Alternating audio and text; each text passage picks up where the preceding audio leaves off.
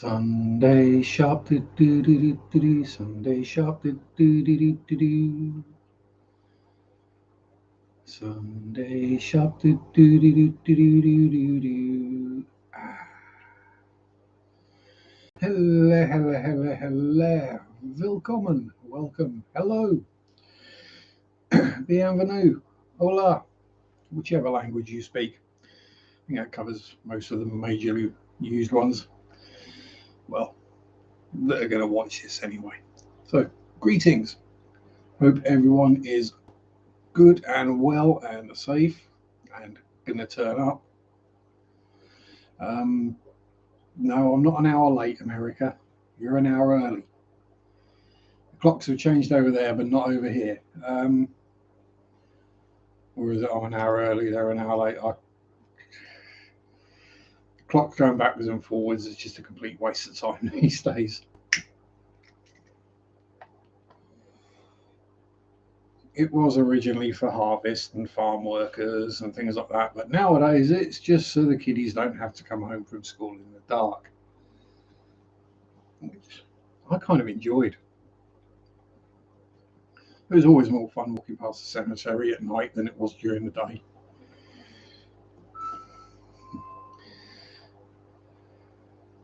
Yes, I used to walk past the cemetery on my way home from school.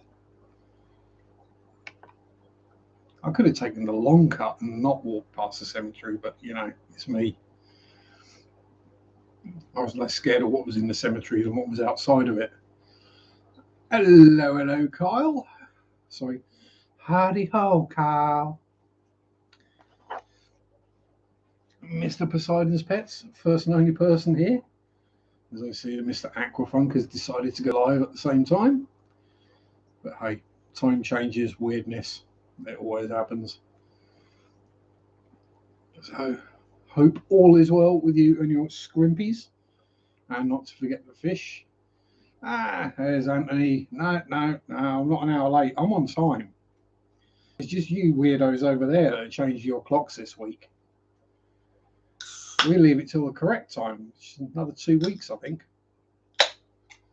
Something like that. Not that it really makes much difference. At least it means it'll be nice and dark in the morning so I can sleep a bit later.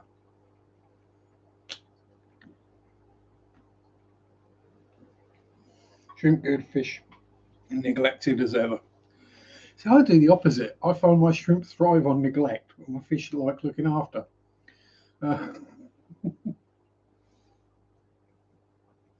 Or is it the neglect that's turning their eyes orange? Who knows? Or you like the sticky.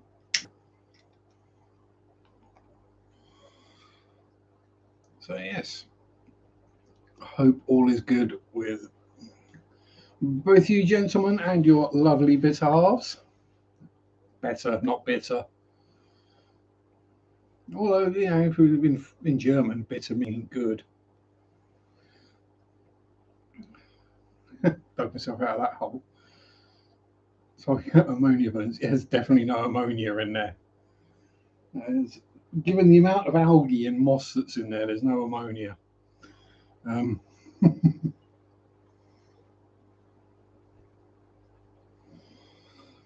Mike's here. Evening, Mikey. Not a finally. Clocks haven't changed here, so I'm at the same time. It's you guys that have got closer to catching up with the real time for a couple of weeks anyway. So I figured there might be some weirdness occurred today. I saw all the posts coming across Facebook about, don't forget to put the clocks forward tonight, and I'm thinking, no, that's not yet. Don't change your clocks. That's got to be really confusing. Some states don't change the clocks, but others do. And God, I mean, does that mean if you go out of state to whatever the next state is across from Arizona, Nevada, Texas, I'm guessing, and they do change their clocks, does that mean when you cross that state line, you have to change the clock in your car and your phone and wristwatch and everything else? How does it work with buses and trains that cross the state line as well? That must be really weird. And that was why time zones were actually brought in originally, was for the trains. As the only state. Evening, Scully. But yeah, I say it was originally brought in for the trains because you might not think it, but there is a time difference between, say, London and Brighton. Now, if you're trying to make the train accurate, the timetable accurate, you have to allow for that time difference. Because it might be, say, 9:14 in London, but it's actually 9:16 in Brighton.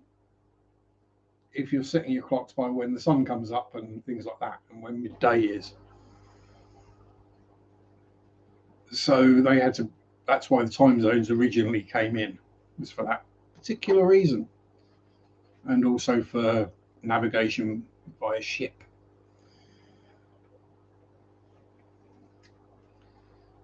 It's all very confusing and complicated, but I mean, time zones make sense, but changing the time twice a year just because doesn't anymore. I get it when all the tractors just had Lucas lights on them.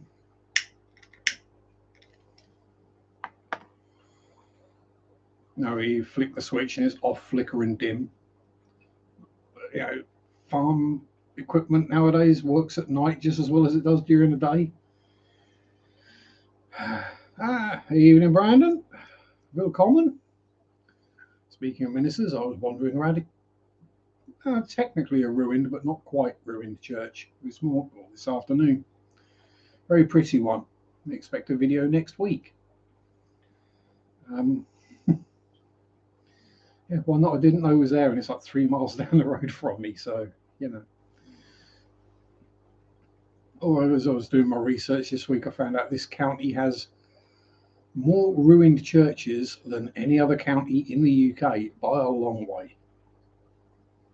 And there's another one about another 4 miles down the road, so we're going to go and see that one soon as well, hopefully. As long as it's not in the middle of a field that you can't get into anymore and isn't just a couple of rocks sticking out the ground. Because that's what some of them are like now. They've been abandoned and ruined so long and robbed out for building materials that it's just that bottom part of a couple of the flying buttresses or pillars. And yes, I do like the word buttress. It's like if you had a mattress just made out of butt cheeks. Yes, I'm weird.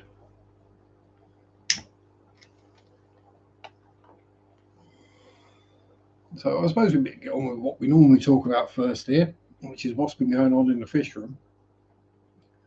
Not a lot, really, to be honest. No notable deaths, no births. Well, some baby shrimp, but we don't bother counting those anymore.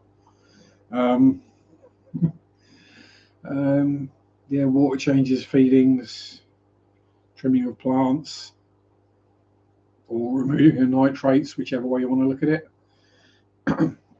The new fishies are still in quarantine and doing well.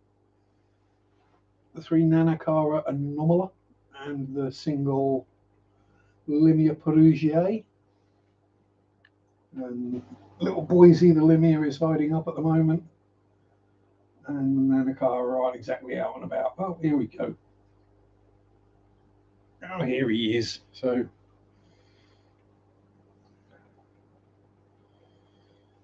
rather have you sing Cecilia than colour my world. Oh, Anthony's off to the aquarium. Have fun. Yeah, I think general rule of thumb is people would just rather I didn't sing. So little Boise's gone back to hiding again, has he?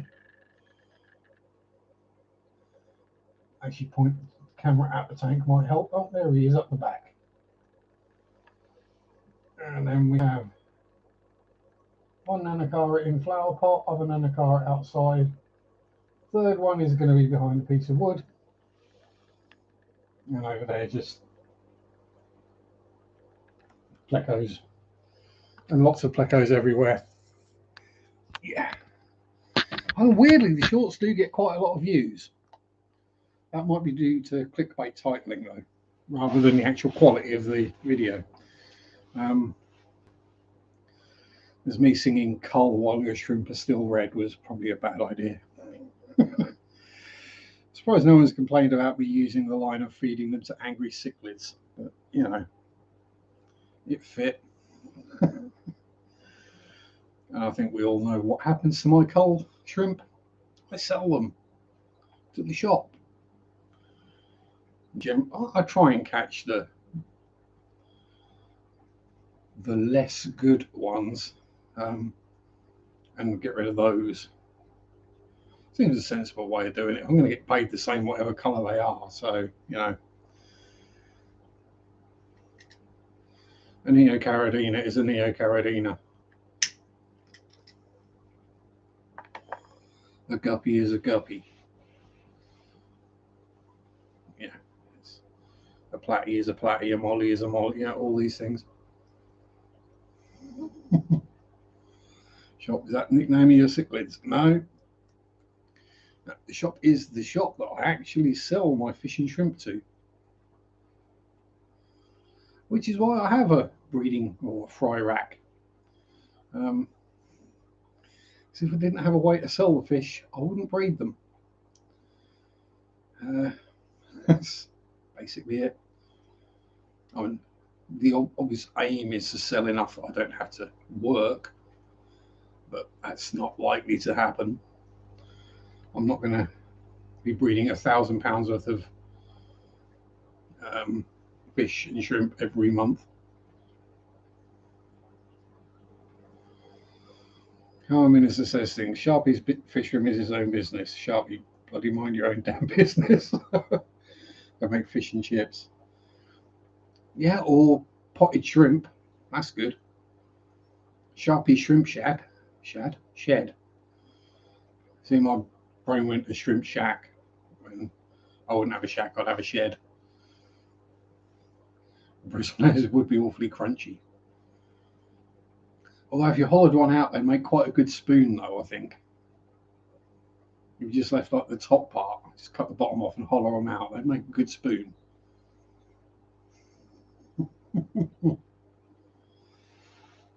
Speaking of which, I'm pretty sure we're going to have some more soon, bristlenose wise, because Bertie has got a very full belly. She's developing boobs again. And so has Ginger. So hopefully, fingers crossed, no reason to have shrimp unless you can eat them. So you want vampire shrimp or Achia gabanensis, because there's nothing vampiric about them. They're fan feeders. And bamboo shrimp. Both of those grow to an edible size. Oh, heck, the full-grown vampire African giant wood shrimp, Achia gabanensis, whatever they want to call it. You could get quite a good thermidor out of a full-grown one of them. They get a good 8-9 inches long. Yeah, expensive snacks, but you know, people will pay thousands for caviar. Yeah, shrimp caviar. Yeah, just imagine how many berries you'd have to collect. Oh, bit. Pot of bright yellow caviar. That's not going to go down very well, is it? Especially the price you charge for it, even for Caradine or Neos. And you're probably looking at several thousand eggs to fill one of them small jars.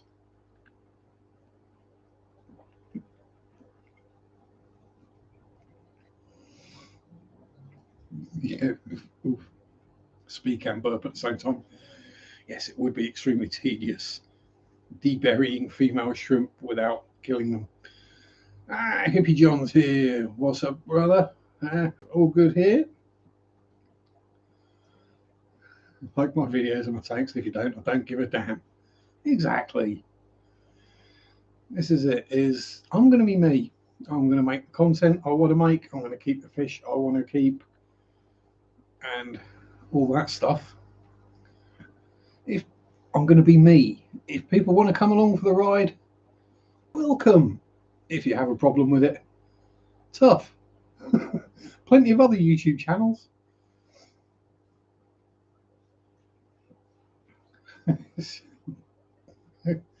Just the way I look at it. Yeah, they would not. They wouldn't survive it. No, exactly. DIY fry container. Oh, cool. Right from where I'm sitting, I can see 2 breeder boxes that aren't in tanks. Yes. You know you have a problem when you have multiple breeder boxes and you're not saving your molly fry. You're just leaving them to fend for themselves. Well, I am now. These ones are all ones I save. But any that I give birth to now are just snacks. Thank you very much, Chippy John. I do try. I try to just be me. That's the only real way you can be. Because I'm sure we all know people who try to put on a front of being something they're not. And you can tell, I can tell anyway. So I just try to be me, be natural. And as I said, if people don't like it, tough. So I need to have multiple boxes. Yeah, I mean, I do like the Zis ones, but they're rather pricey. And you've got the standard sort of marina type ones, which are okay depending on the size of the fry. The ones that have got the slotted sides in them can be a bit easily escapable, or if not escapable, get stuckable in. They'll get halfway through the little slot and get themselves stuck and dead fry. So the one that is actually in the flex with the Bebby Super Red bristle noses has actually got stainless steel weather mesh, 1mm square, siliconed over all the slots in it, so that they can't escape. And yes, I got that from Amazon. It's for covering air bricks in houses to stop spiders and things and bugs coming in. Just cut it to size, bend it round, and silicone it to the breeder box. Easy enough to do, and it's cheap enough. Being stainless steel, and it's basically been in a fish tank for a couple of years now, and it hasn't rusted yet. Yeah, buy more Star Trek figures, but need to save for fish. Just sell the old ones, as Hippie John says. Just sell the old ones, and you'll get more money than selling the new ones. And the old ones are out of date anyway. Yeah, it's one of those things that's especially prolific in the model hobby, scale modeling, is people will put a premium on an old kit. This is out of production, it's rare, and you can't get this kit anymore.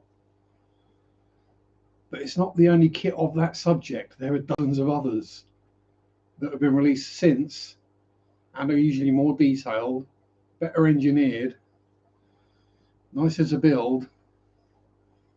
But for some reason, I think the old one is better. I don't know.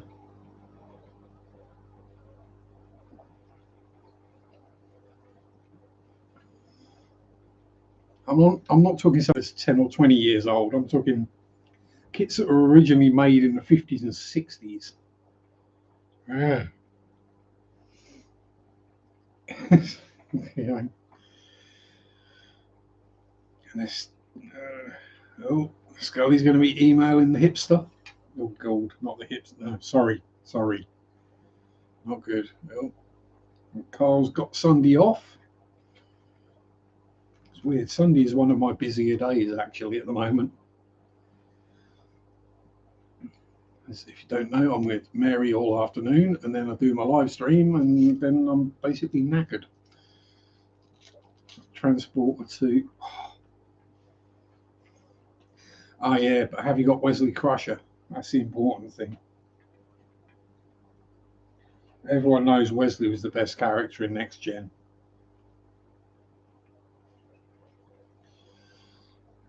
And 3, 2, 1, here comes the rage. Oh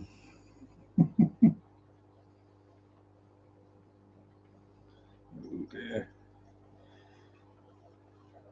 Oh, hang on, look out, look out, look out. Oh, the nerd alarm is going off.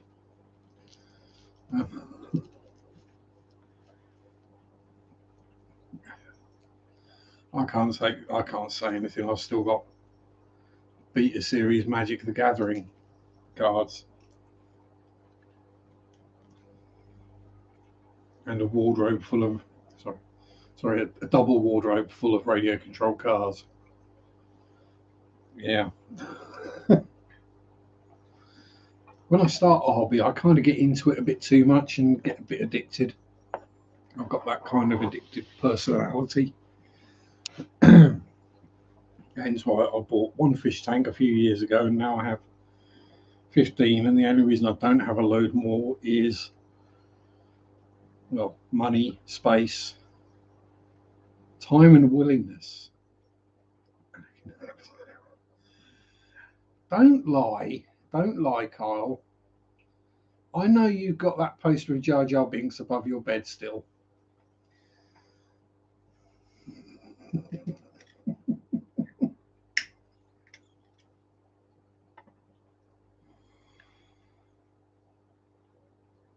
So yeah, that's about where we're at with fish this week.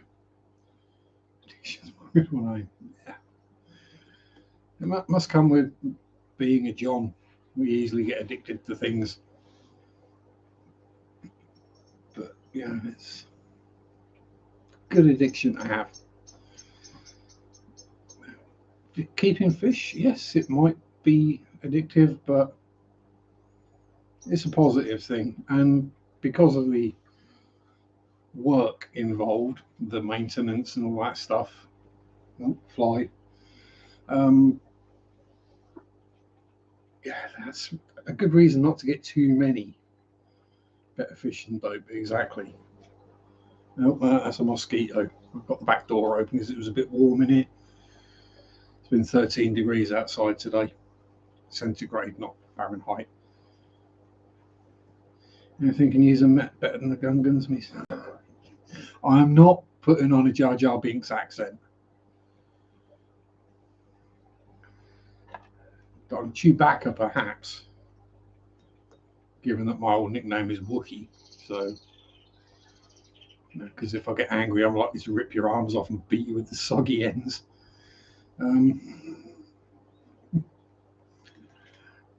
Also, the fact I was a lot hairier at one point.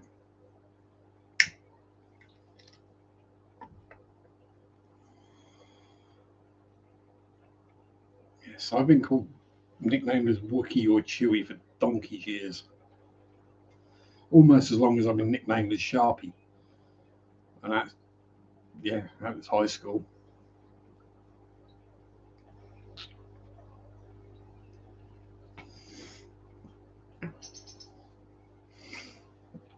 Oh dear. Yeah, I'm getting old. In 2 years,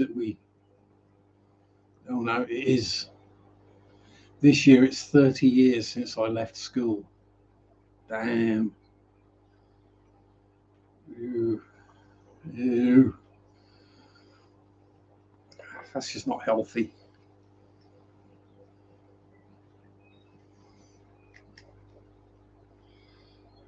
Brandon's a year younger than me then.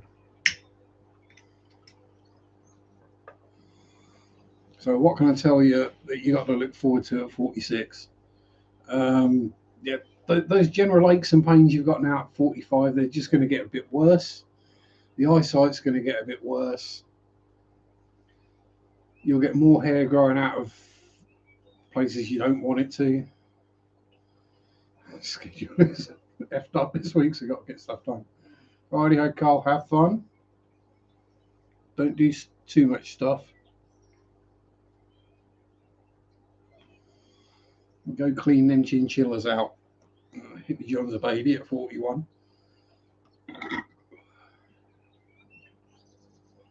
I'm actually surprised I can't hear the frogs at the moment because there's an absolute frog bang going on out in the back garden. There must be 20 or 30 of them in the pond, and it's only 110 gallon. 110, 150, something like that. 100 and something gallon. Most people have probably got fish tanks bigger than my pond.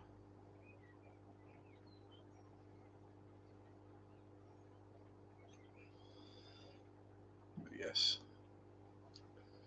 dozens and dozens of frogglies in there, and piles of frog spawn, which the comets will eat.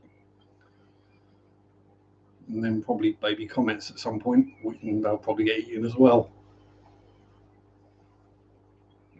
Although we are getting to the point where it's not going to be far off that I start my summer tubbing,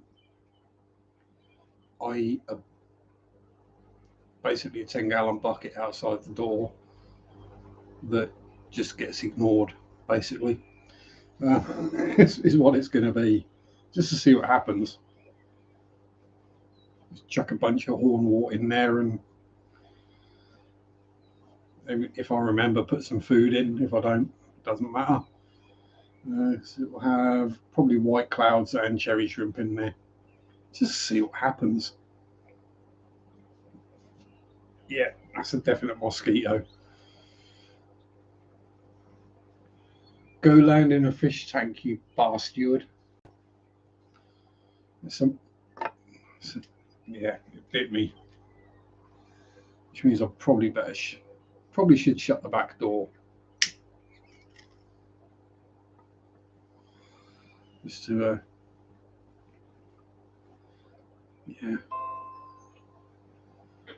just to make sure we don't get completely overrun with either things with wings or things with 8 legs.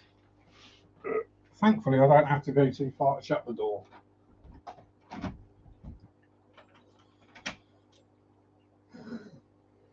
I'm touching the back door.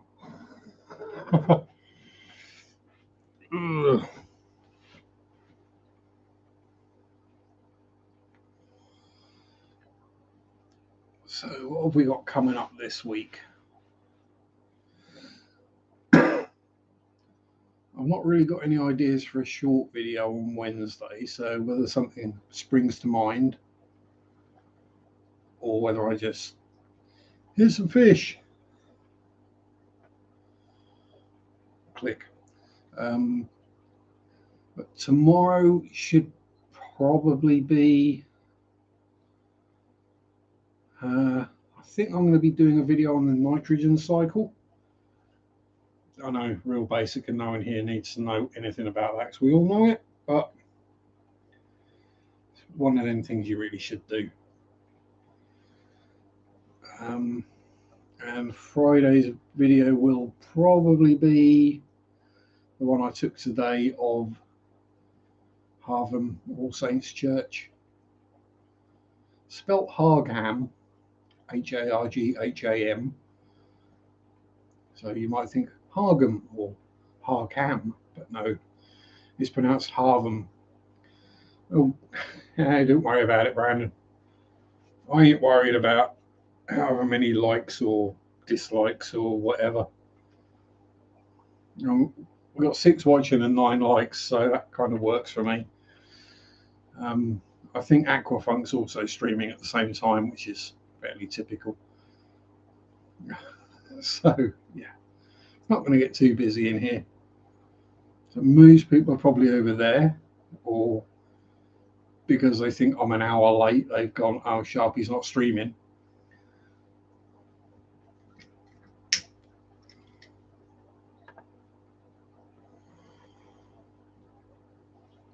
What else have we got? Let's see if there's anything interesting going on. Yeah, so I'll try to remember what I did for this week's videos. Monday was at the fry rack update, wasn't it? I did, showing off the new fishies. Oh, thank you very much. Yeah, so Monday's video is the fry rack, showing off the new fishies and a whole heap of bristle noses. Mike needs a nap. I've had a nap. It's because it's 6:30 here. I had a probably about an hour and 45-minute nap earlier, which is always good. A nice snuggle nap. And then, as I say, Friday's video this week was the random list of 10 fairly famous haunted locations in Norfolk, which, pardon me, hopefully I'll get to visit a few of and actually do a proper video of the place. But a lot of them you have to pay to get into, and of those, quite a few you're not allowed to film. So yeah. Oh, that's where that mosquito went. It's right on the camera. Sorry, there we go, we got it. Okay, so we've just been photobombed by a mosquito. And the joys of keeping fish, you can't use fly spray.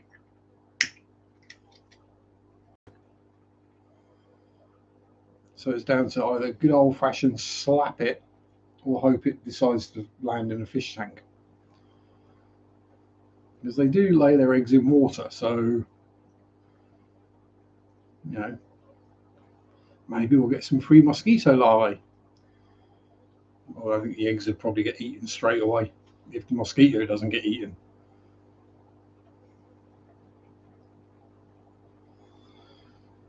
I'm pretty sure most of the tanks, if a mosquito dipped its butt in the tank, someone would swim up and munch it. Okie doke. See you later, Brandon. Have a good one. Stay safe. Don't work too hard or relax too hard. Just chill. Just bump along in the middle, nice and comfortably. That's the way to be.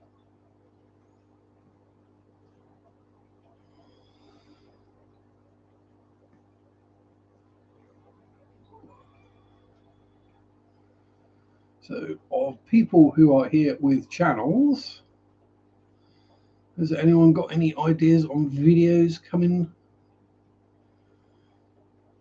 this week, perhaps, or something they're doing that they want to shout out in the chat? Famous Curly's here, sneaking over and putting a whoopee cushion on Mike's chair. Good idea.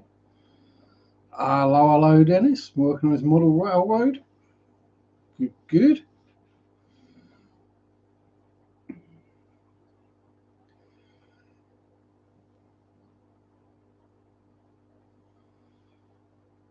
It's never really something I got into as a model railway, but now I can see the appeal. I mean, I would enjoy building the locos and the carriages and the wagons, painting, weathering. I can see that bit being enjoyable, and then basically building a giant diorama, which is what the layout is. But it's after that. I mean, I had a train set as a kid, and it kept me occupied for all of about 10 minutes. John's going to make a video on his fry box. Good, good, good. Always good to see. If you can make something, why buy it? Is always a good thing to think. Well, I can go out and buy this, or I could improve the one I have, or make it myself. And if you can, brilliant. And then show other people how to do it, and upset the companies that make them.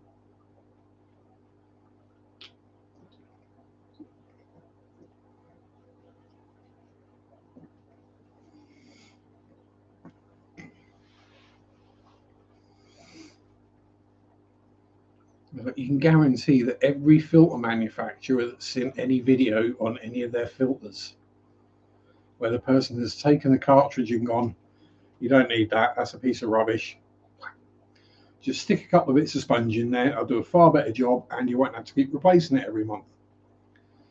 I guarantee all those manufacturers have seen them have hit the dislike button. Keeps the ADHD under wraps. Yeah, I mean, I might have AD, but I definitely ain't got HD. Squirrel.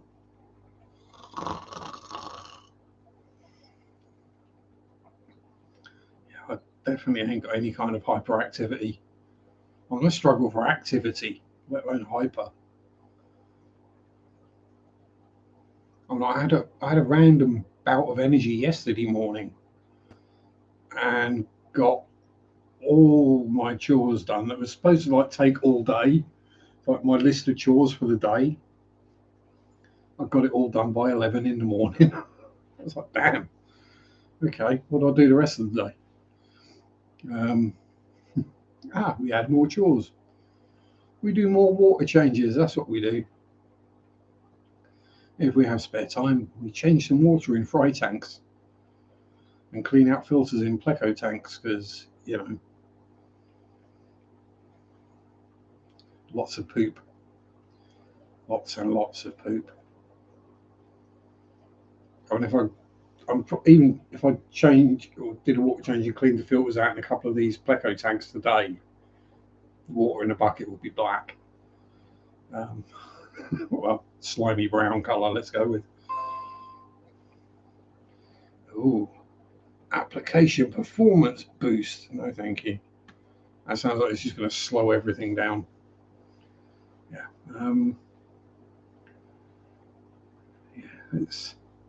There's probably a reason why certain of us don't get sent things for testing. That one bloody mosquito is literally one of them.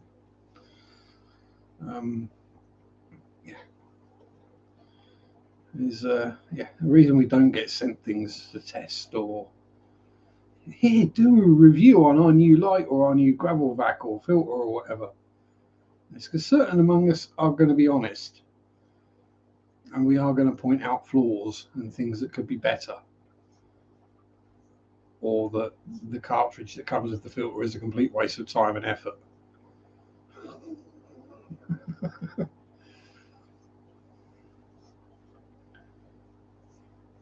Or how if they'd have not bothered doing an app and putting a wireless or Bluetooth in the light and actually, you know, maybe spent more on the length of the cord, it would improve it quite a lot.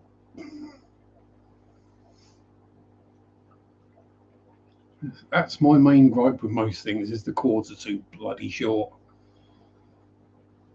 I'm literally, this tank, the filter that comes with it, which is the one that's in there, the lead on it isn't long enough to reach down the back far enough to actually get to a plug socket at the regulation UK height off the floor.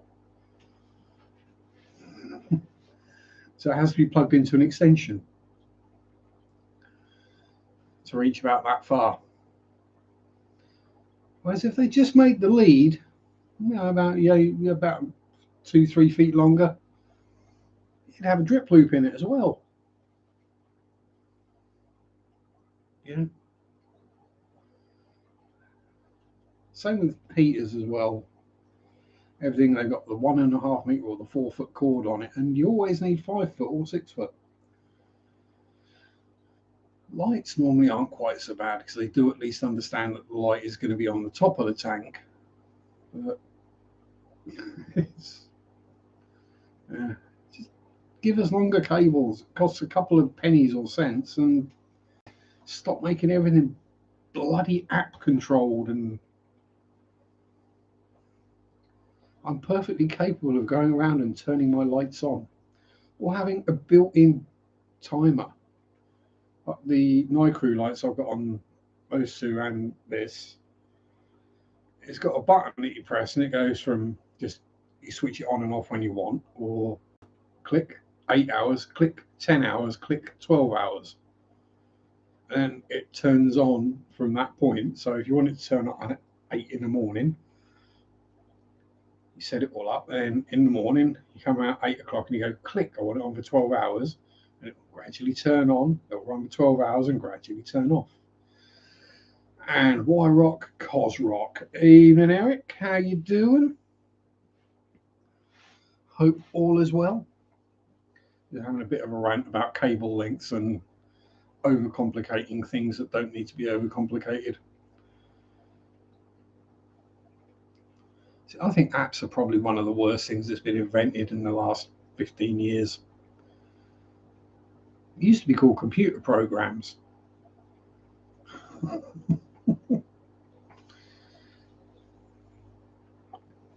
let's be honest. Is the app that's in your light that's connected to your phone, is that secure?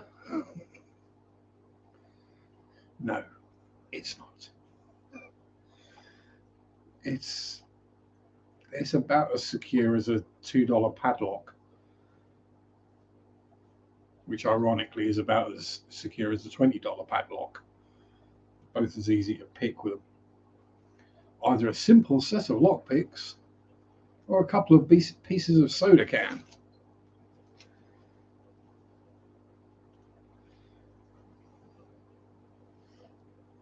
Or even just a pair of bolt cutters usually does it.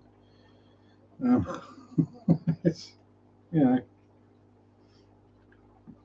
so the church I was at this afternoon filming, you know, it was locked up. We couldn't go inside, but it was only locked with a padlock. That if I'd have taken my lockpicks, I could have opened it in about a minute.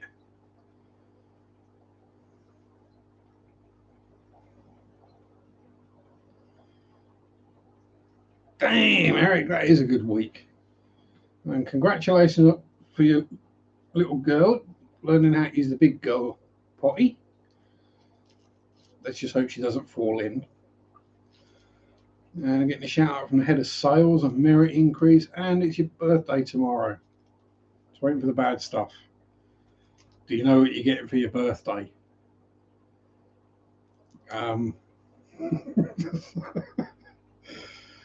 Let's be honest. As men of a certain age,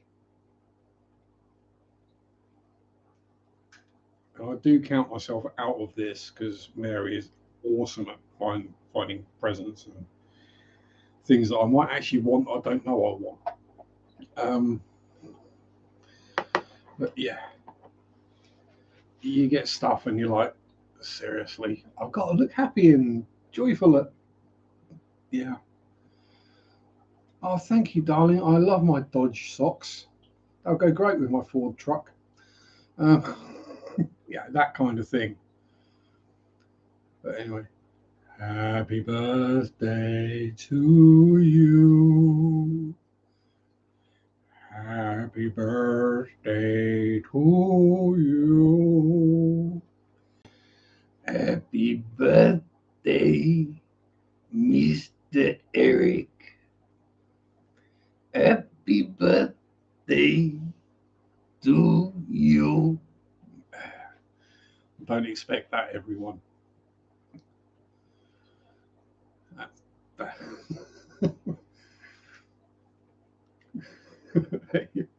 Yeah, that's one of the members' perks. There you go, members' perk. I will sing you happy birthday.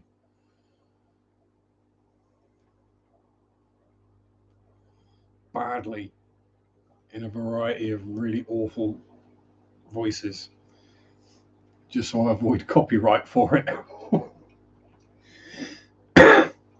Be interested to see actually if I get a copyright claim for singing happy birthday now.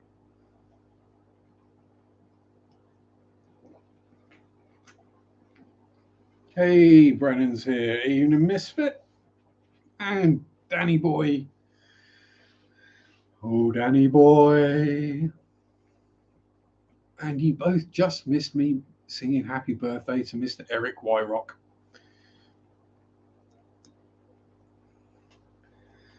And I still struggle not to pronounce it the German original way. So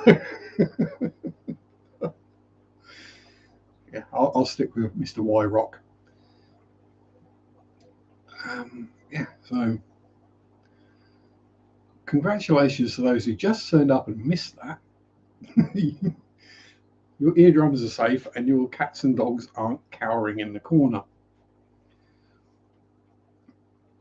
So yes. And speaking of which, if you've not seen Dan's latest video on guppy grass, I recommend giving it a look and having a watch. As we were talking about shouting out other people's videos. Oh, logo. One of these days, I really do need to sort myself out a logo. Oh, pardon me. Probably going to have to be a burping pleco, isn't it? Let's be honest. But yeah, I'll. That's the thing is, I won't be doing it on a computer. I will get out the pens and paper and pencils and draw my own one. And then I'll transfer it to the computer the simplest way I know how, which is you draw the logo or the picture out on a piece of tracing paper, you tape it to the screen, and you go into your Microsoft Paint or whatever, and you just literally copy the tracing, pull the tracing off, and then tidy it up. It is hand drawn. Cool.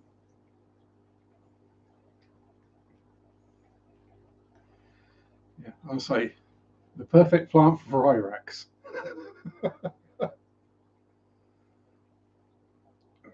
Bloody mosquito again. Yeah.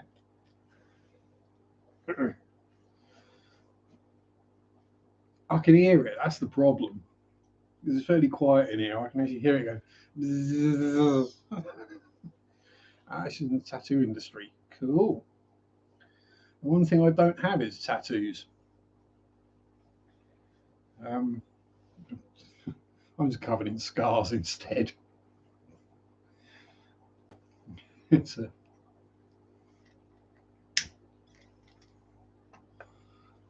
people who've got tattoos can say, "Oh, I've got this one then, and it means this, and it was done for this reason." And blah, blah. I can go, "Yeah, well, this scar came from this one from that." And the reason that's not straight is I broke it then and never went and got it fixed.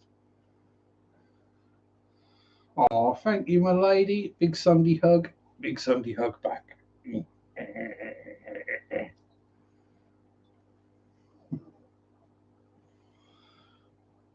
Yeah. So Daniel is screwed if he ever wants to change the name of his channel. So yeah. It's going to be Daniel keeping fish now and forever. Because it's going to take lasers or cover up tattoo to get rid of it if he does.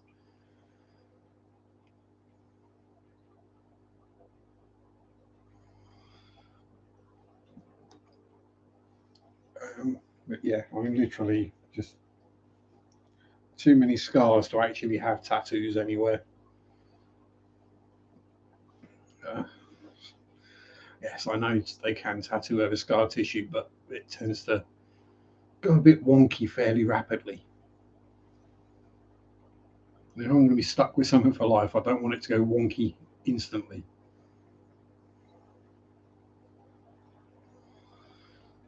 And I'm kind of glad because when I was younger, I was thinking about having some highly offensive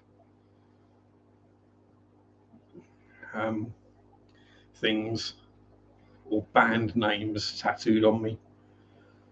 At one point, I did think about having Marilyn Manson just tattooed right down my left arm, which I would definitely have regretted later in life. Now I'm going to go to something. It's going to be something delicate or small, or a ring of duckweed around a bicep or something like that.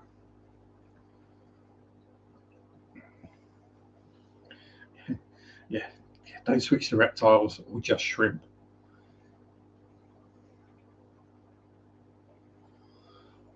Although if you start a second channel, you have Daniel keeping fish, Daniel keeping reptiles, Daniel keeping cats,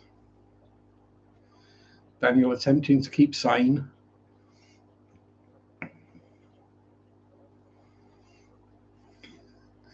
Yeah, you see, I mean, if you had, I mean, it's one of those that would probably work better on a lady than a man or a gentleman.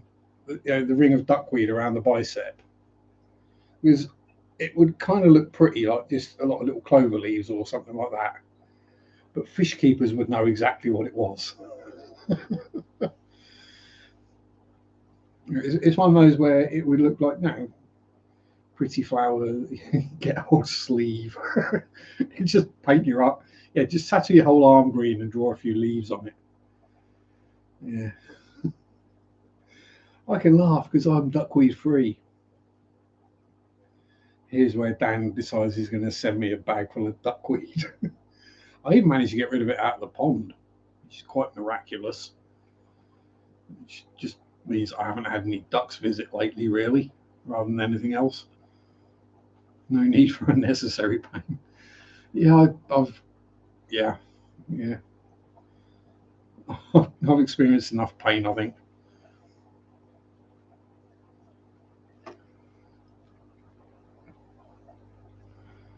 It's like when you go get an injection, and you just feel a little scratch, or you just feel a pinch, and you're like, "Have you done?"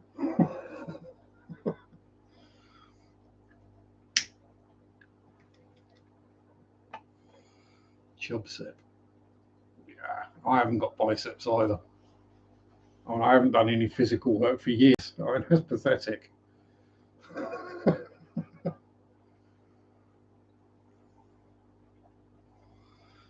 There was a point when I was like working in the warehouse and lifting and shifting heavy things around all day that I did have fairly developed muscles. These days, I'm just soft. I'm cuddly. Let's go with that, shall we? Yes.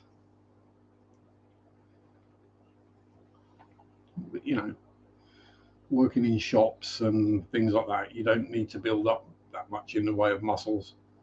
You just need to be able to stand up for 8 hours.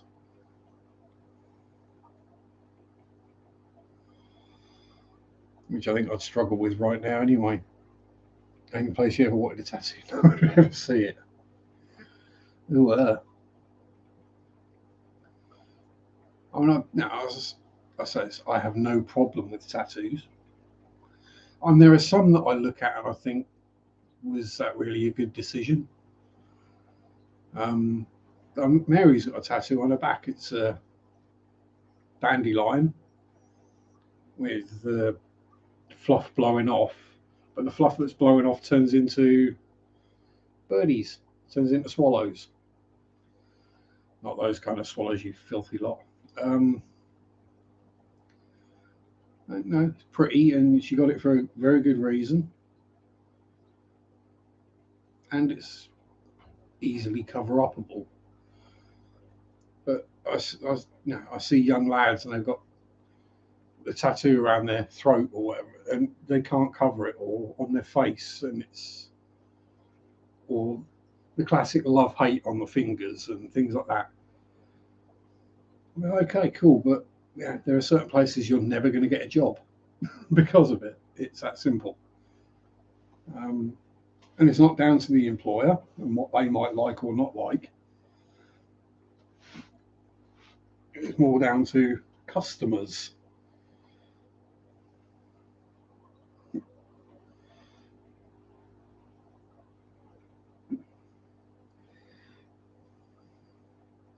You see, now Lady Di is getting me interested. Jeremy, what's a tattoo? It's a Russian pop group from the early 2000s that faked being lesbians for fame.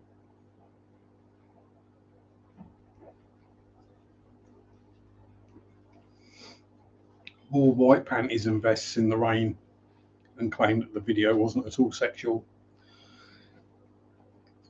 Danny Boy's here. Can't even open the door to the ponyard even after I unlocked it. Had to prove to them that it was unlocked. Oh dear. Let me guess, that door's a bit sticky, is it? It takes putting the shoulder in and opening it up that way. Yeah, we all know doors like that. Well, that door's probably been there 30 odd years. Um, yeah, I'll say tattoos that mean something, yeah, or whatever. Not got a problem with them at all. But it's just some of them you do look at and think that, you know, that was a questionable decision. Just need to use normal amount of force to open it. So it's not like my shed door then, where you actually have to lift the door up to get it to open. And that's not because there's a problem with the shed, it's because there's a problem with next door's drive, where it's subsided in the middle and it's pushed up the other end, which means that my shed door now butts up onto it. Yes, I know I could just saw a bit off the bottom of the door and it'd clear, but I'm stubborn. It'll eventually grind away. It's not like I go in there very often anyway. Normally only if I'm not here and the postie leaves a parcel, they'll leave it in the shed. If they can get it open. But let's be honest, it's not like I'm not here very often. And if I've got a parcel coming, I tend to know I've got a parcel coming and I'll be at home to receive it.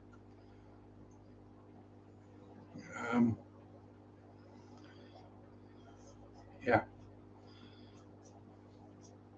And that reminds me, next time I'm up your way down, I've got to bring in a CV. I do need a job.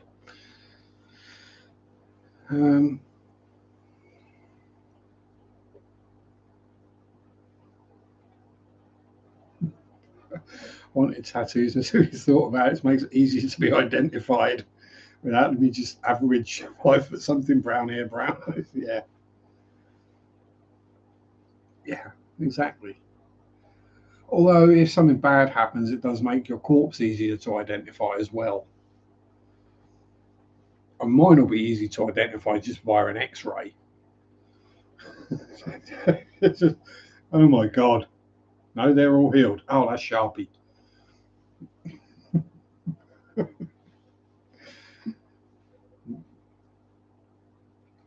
Yeah, probably just take one look at one from one of the doctors in the local hospital, and they'll be, oh yeah, I know who that is.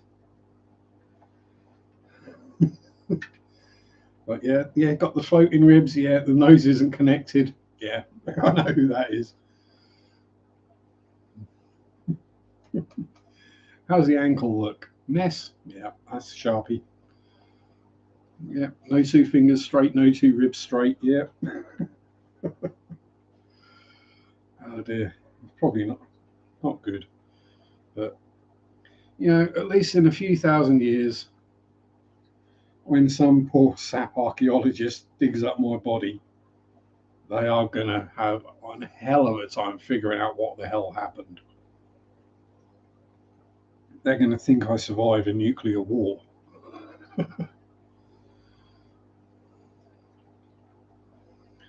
Oh, I had all the piercings because I figured with those you can take them out and they heal over or heal up, or they're just not noticeable really. So it's like, yeah, I can make this decision now, and if I regret it in a few years, it's easy enough to fix.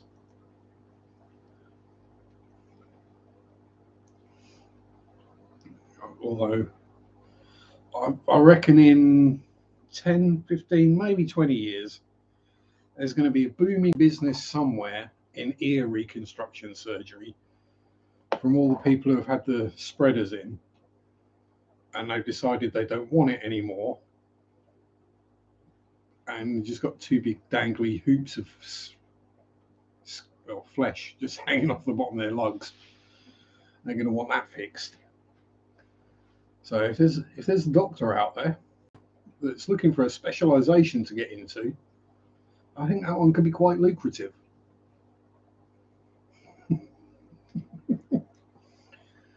Sad, I know, but there we go. Smoke them if you got them, peeps.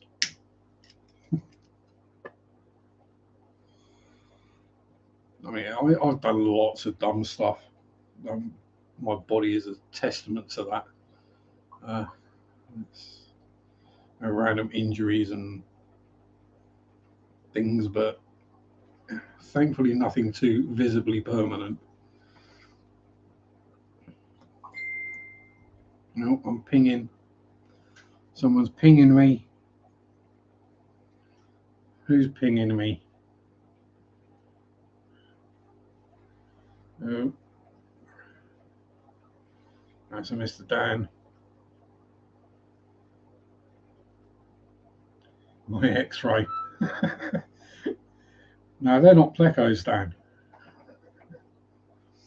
My X-ray probably would have plecos around the inside of my skull.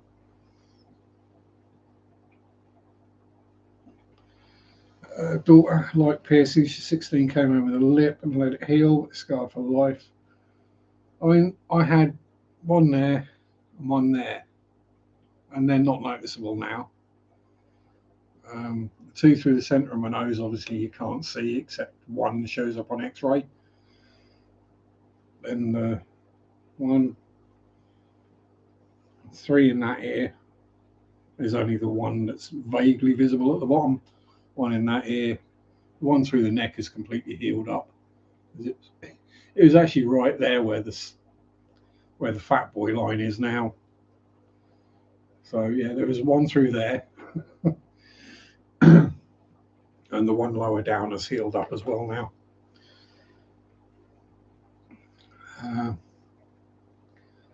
Yeah, so the piercings all healed fine over the years. I had to get rid of those two because I couldn't drink out of anything other than a bottle. Because if you've got rings through your lip in two places and you tilt a mug or a glass up, it dribbles out from between the rings. And then when you take them out, you have a drink. If you're drinking something fizzy and you hold it in your mouth, the pressure builds and it squirts out the two little holes, which is also not a good look. So, yeah. That's why drink goes straight in and straight down these days. It doesn't get held in the mouth. Yeah, they've healed up fine now as well. Oh no, I didn't even chip my teeth doing it, so bonus.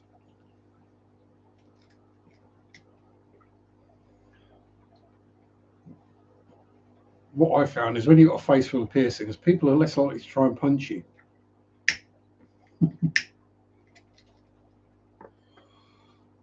I didn't get into one fight after I had the piercings done, but I got into several fights before. Mind you, I did also have a chain running all the way around up to my nose, or either that or to my lower lip and then down to my neck. Why not?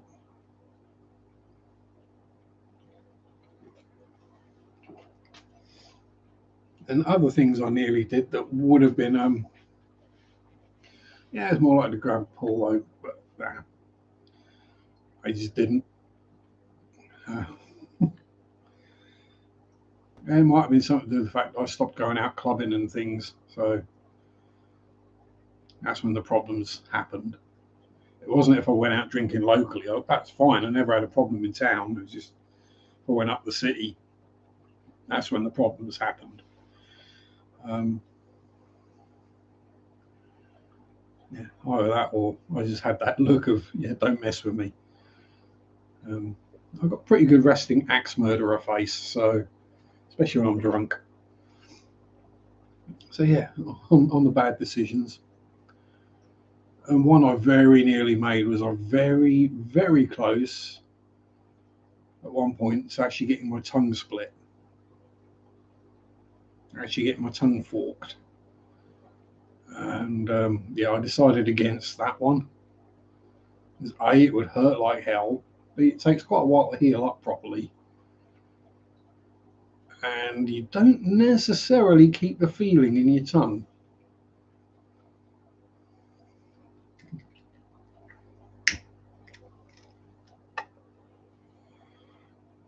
And I have rather a large tongue. Yes, I can lick my nose, basically. But you don't want to see that. It's not a pleasant look.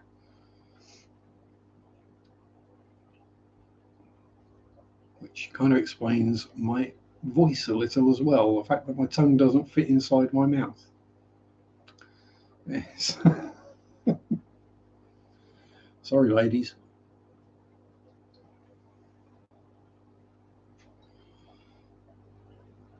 Yeah, so that was on the list, and the other one was getting the vampire fangs put in. That's easily undoable, though.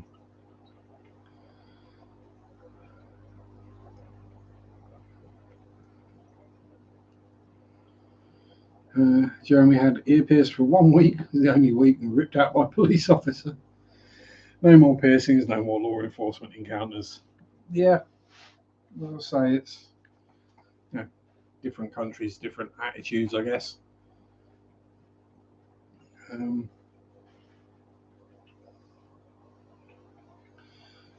So that's apparently something that Americans find shocking when they come to the UK, is that the police aren't all carrying guns. It's like, well, no, they don't carry guns because they don't need to. Yeah. Why do we have so few officer-related shootings? It's because most of the officers don't have guns, and the ones that do only get called out when they're needed. And they're very, very heavily trained in how to use them.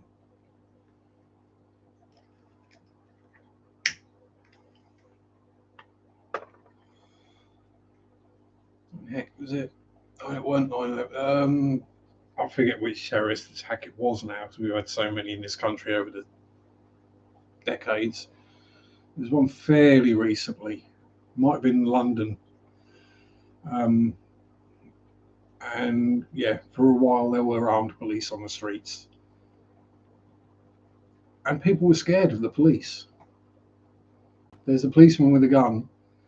Everyone was just like crossing the street to get away from them or whatever. I mean, it didn't bother me. It's, you know, don't do anything illegal, you won't get shot.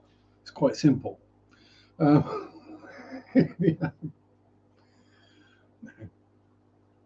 Don't throw don't throw your rucksack at someone, shout Allahu Akbar and run. You know, yeah, you're not going to get shot. But it's,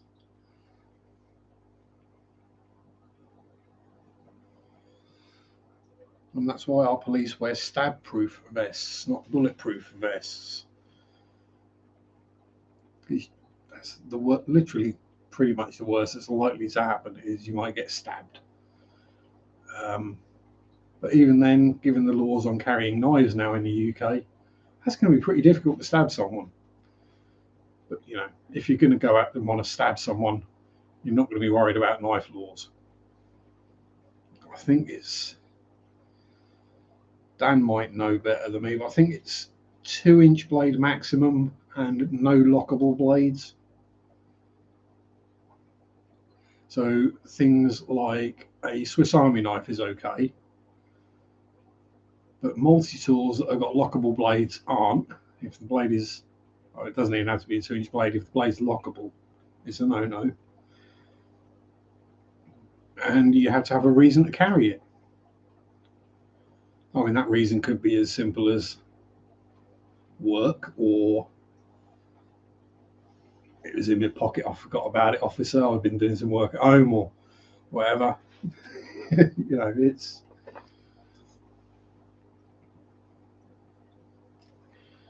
but then you've got to be stopped by the policeman to be searched to find a knife. So if you don't do anything illegal, you're not going to get stopped and searched.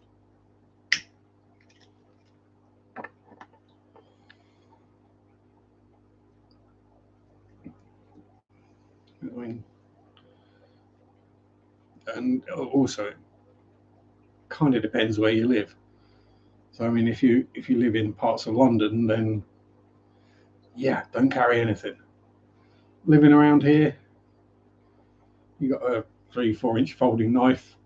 You may well be a farmer and you just got it to cut baling twine, or lockable is a great safety feature. But if you know the knife's not going to fold back on you, you're more likely to use it. If you go to stab someone and you know that there's a chance that that knife is just going to fold back on your fingers. You don't do it.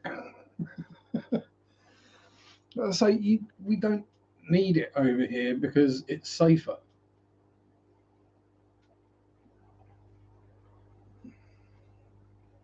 Turning to America, you can get a nice, yeah. So it's one of those things where, you know, I watch lots of different videos and things on YouTube, and actually finding the truth of what happens and saying it the wrong neighborhood. Yeah, it's just not a problem here. I mean, if I see the police when I'm walking through town or something, I either wave and they'll wave back, or just say, "Morning, officer," or "Afternoon, officer. How are you?" And it's all fine. There's no grief, no hassle, no worries. It's it doesn't use knives to stab people. No, I mean, I wouldn't necessarily use a knife to stab people. The only time I ever got anywhere near that, where someone did actually try to mug me once. I mean, I was in a dodgy part of Norwich at the time, and we were back mid-90s. But I'd just been to visit, well, not visit someone, I'd been to see someone about buying a certain thing, which just happened to be a 3-foot cavalry saber, a 3-foot sword, if you will. And because I knew I was going to have this with me and I was going to be traveling home on the bus, I wore my big long trench coat so I could put the sword in my belt, as it were, down the inside in the scabbard and it not be visible. And these poor young lads have stopped me. "Oh, give us your wallet." Okay. Open my coat and just start drawing the sword. And they're like, "Run!" It was hilarious. Um, yeah, they chose the wrong person that day. But yeah, I was walking through a bad neighborhood and it was dark. But yeah, I was again very unlucky to have that happen. The only other time I've had anything like that was the time another young lad tried to steal my bag.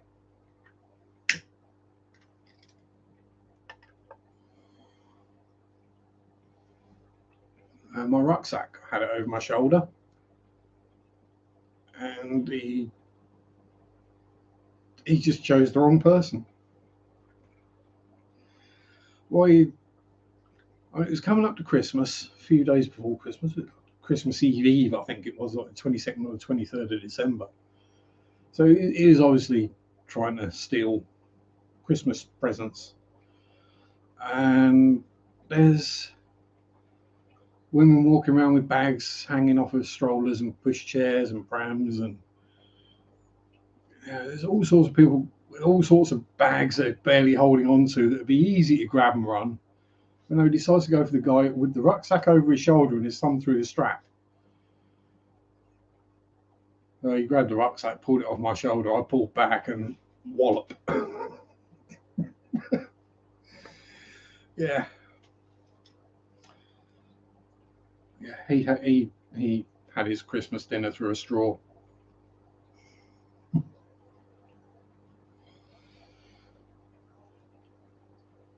But yeah, it's just poor choice of victim. I was like, I shouldn't have looked like a victim. You know, all in black, black leather jacket.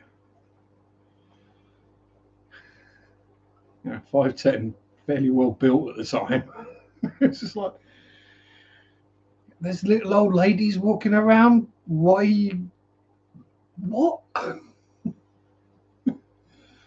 There's mothers with prams and pushchairs and stuff. Why would you think that the guy who's just stepped out of the model shop has got anything worth nicking?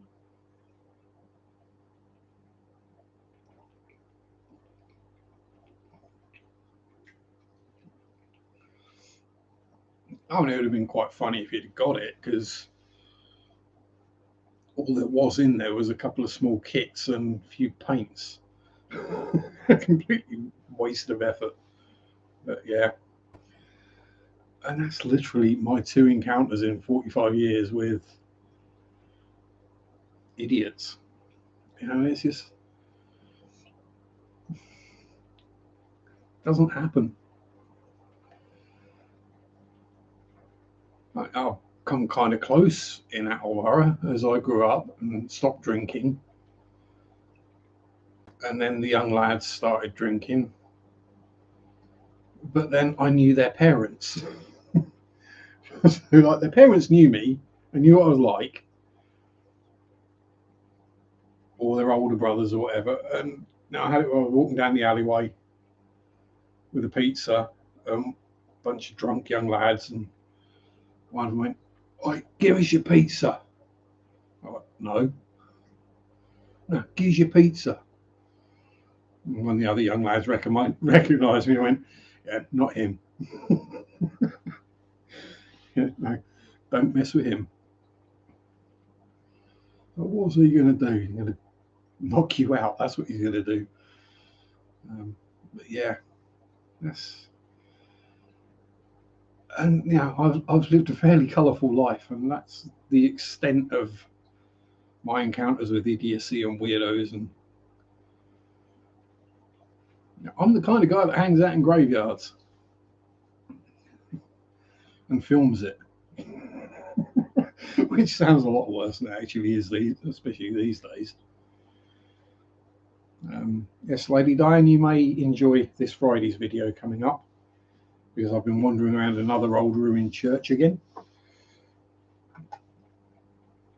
And I've got research done on one more church, a priory, and I think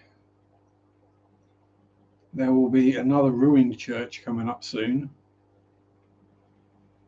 And then hopefully at some point I'll get round to telling the stories of the Tivitshall spirits and the history of that place and the rectory that was haunted and then burnt down.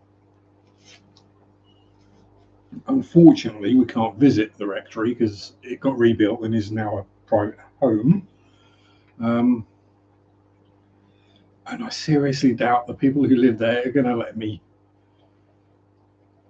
No. Excuse me, can I wander around your house and film a big video about the haunted rectory that used to be here that burnt down, and the people that died in the fire? And yeah, I'm not going to get that kind of permission, am I? Oh, thank you very much, Lady Diane.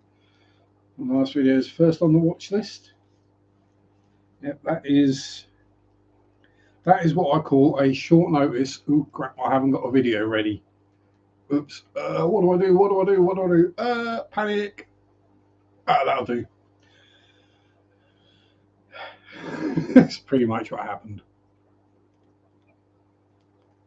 It was literally filmed Friday afternoon and uploaded instantly. Mind you, Monday's one was as well. But I do actually have plans for tomorrow's. I've actually filmed it once, but I'm not entirely sure how it came out, so I might just refilm it anyway and make sure I get a good version. So, you know, you don't know what you filmed until you watch it back.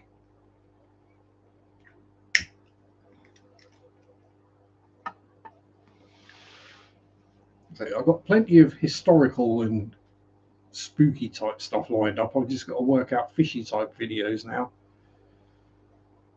I don't really think I've got much else I can even do species profiles on. Well, I suppose I could do it on the electric blue Acara. Or Molly's. That'd be a nice easy one to do. And I never edit. Nope.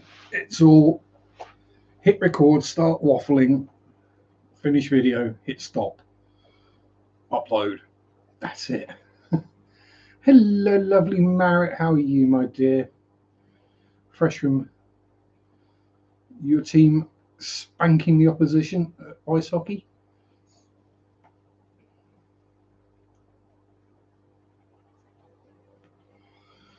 Yeah, generally, probably 95% of my videos are the first shot. The only reason I've reshot in the past is realize there's been something in frame and visible, either in a reflection or because I got the camera angle a bit wrong, that shouldn't be in there. Or I've watched it back and it's like, oh my god, that's awful. That's bad for you, Sharpe. We'll give it another go. I mean, yeah.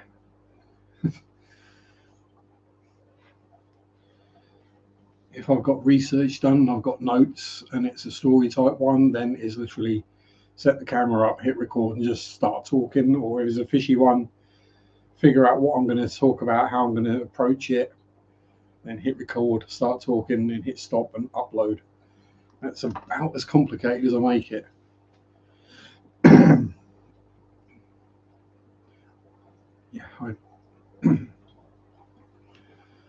Perhaps if I stuck to one subject and edited and did flashy comments or flashy graphics and things and was all up and energetic and wow, this is awesome, it's amazing, awesome, epic, then I might have more subscribers and views, but that's just not me.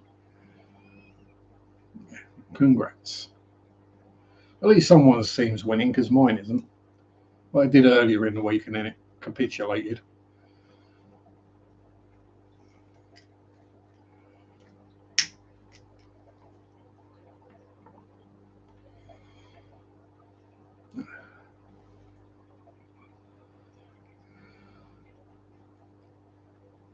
That's exactly how I do it. Suck at edit.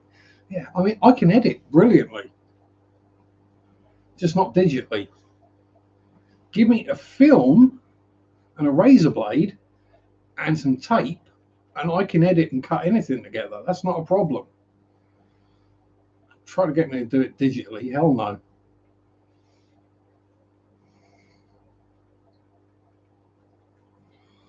And even audio tapes, I've edited those before as well. It's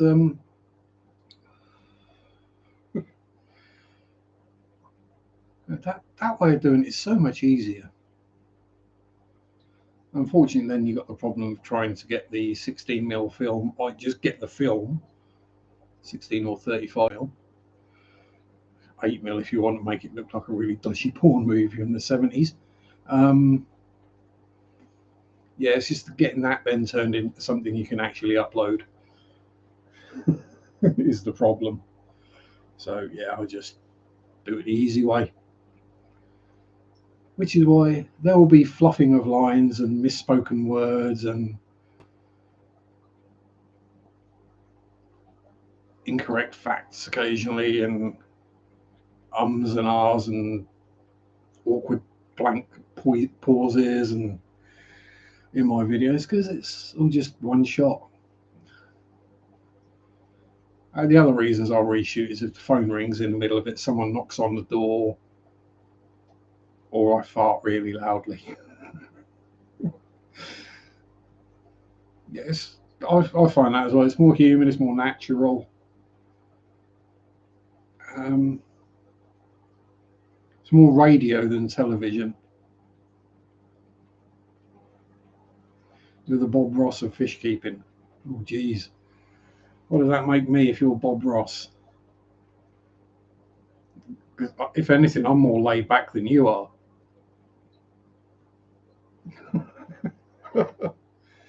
Hello, Debbie. Yes. All good here. Thank you very much. Hope you're well too.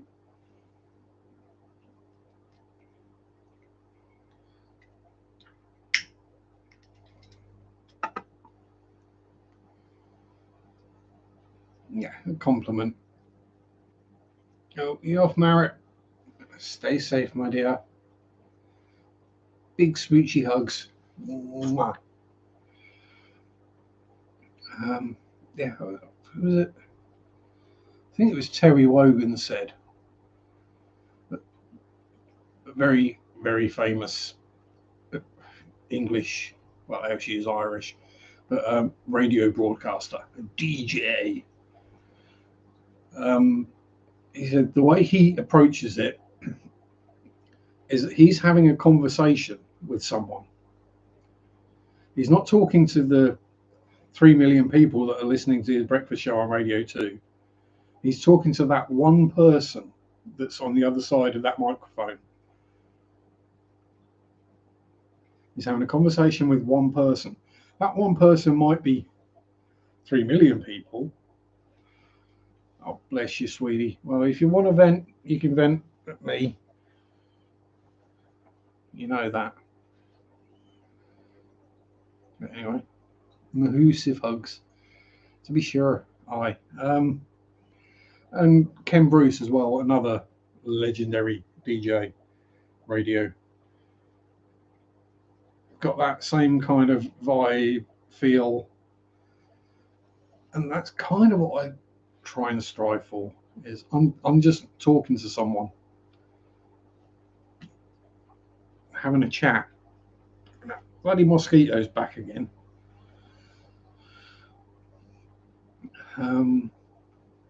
Yeah, you're just having a chat, keeping it natural, keeping it real, as they say. Just chill, relaxed, calming.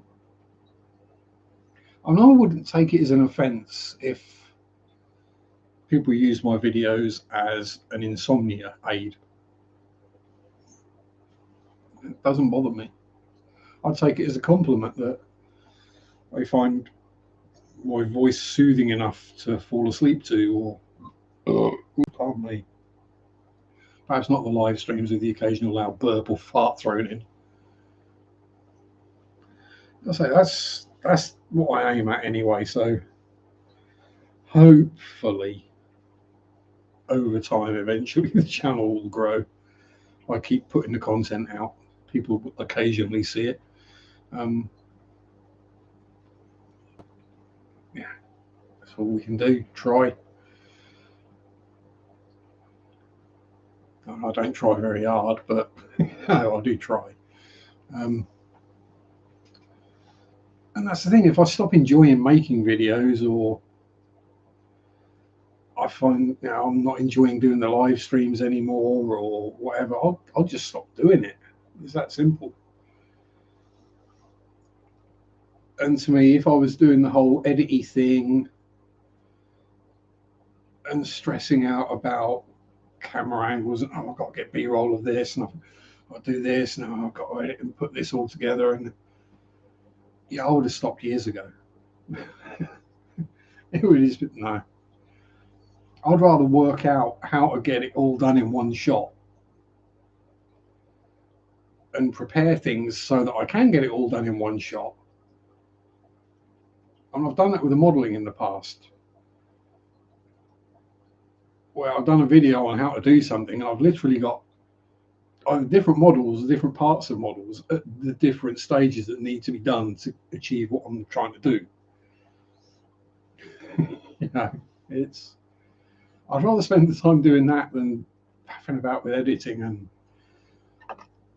yeah, that's a whole lot easier for me anyway. I mean, some people can just click things on a computer and it does cool stuff.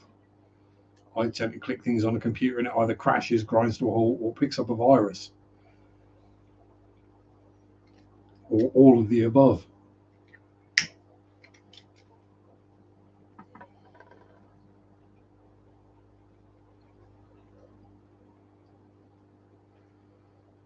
It's like modeling with videos. Yeah, that's one way of looking at it, but I just don't have the patience with computers. I mean, I get grumpy enough when they update something and change where something I use is. I mean, when they last updated the YouTube Studio, it confused the heck out of me for ages. trying to figure out where all the buttons were that I used to click.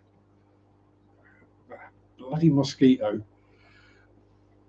Il Duce is here. Il Duca Eduardo, good evening, sir. Hope all is well with you.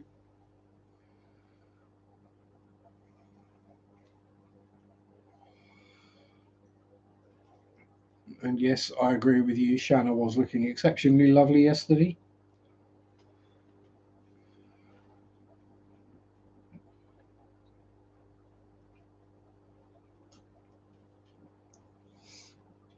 Do everything in the phone. Oh, God. That then means I've got to figure out how to connect my camera to my phone and download to my phone. Oh, God, no.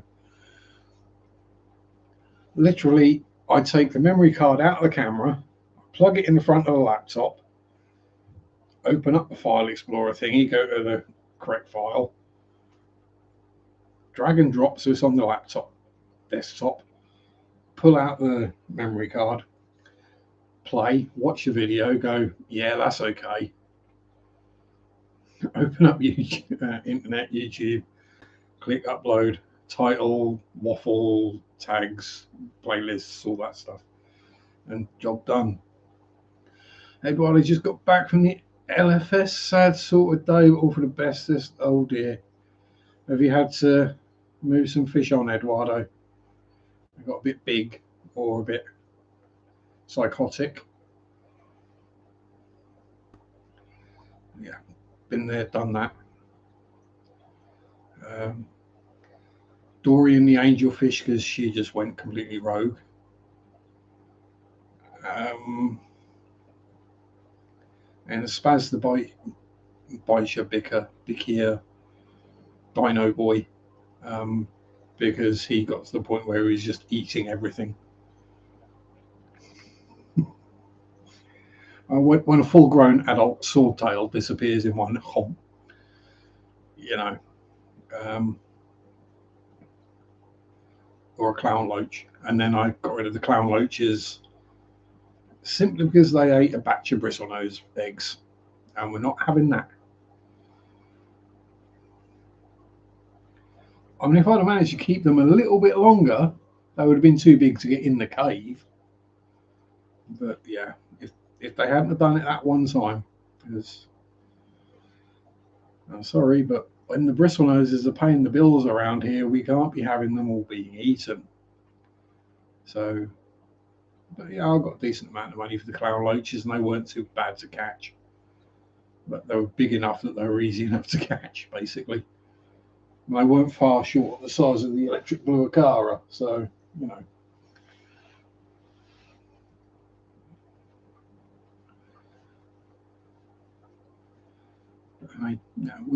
We'll have them things happen. Especially with Spaz the Baisha, I knew the day would come. But he was an awesome fish all the way through. No, I'm very tempted every time I see baby ones in the shop to buy another one. But I know exactly the same thing. Took my breeder bristlenose in this week. Longfins finally showed sexy. Don't need him anymore. Yeah.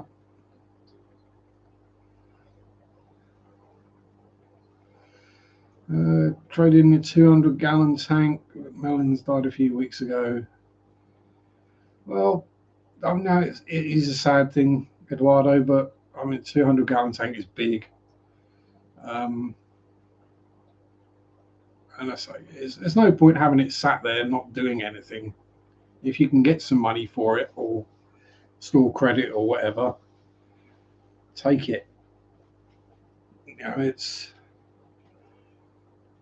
we do get attached to these things and whatever, but sometimes you have to step back emotionally and just look at something purely factually. Oh, so you had 12 years with them, so yeah, they died of old age basically. So I was like, I've not had them that long, obviously, but the glow light Danios in there, the chop trays. There were 6, now there's only 2, and they're looking very ropey. But yeah, they're dying off. They're dying of old age. We're trying to work it out earlier. I think I've had them 3.5 years, which for a Danio is pretty good going, I think. You know, it's not like they're calm or chill. There's constant zoom. Well, they've definitely slowed down a bit now, but you know, when they were younger, they were just. Yeah. No, yeah. Have a hug, Eduardo. I know you won't mind a hug.